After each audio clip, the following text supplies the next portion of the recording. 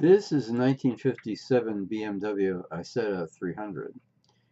As the poster says, it was designed in Italy and manufactured under license by BMW in Germany. Very egg-like, as they say.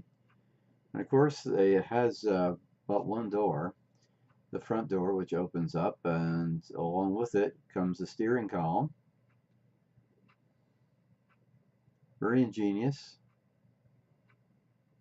That license plate, I asked the owner about that. That's a vintage historical antique license plate, and it's from Germany. Nice yellow and white two-toning.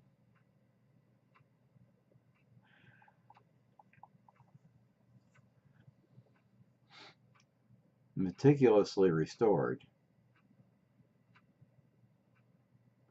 Has a sunroof and a rack in the back for hauling more luggage.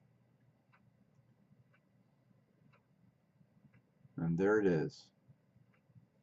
Very nice indeed.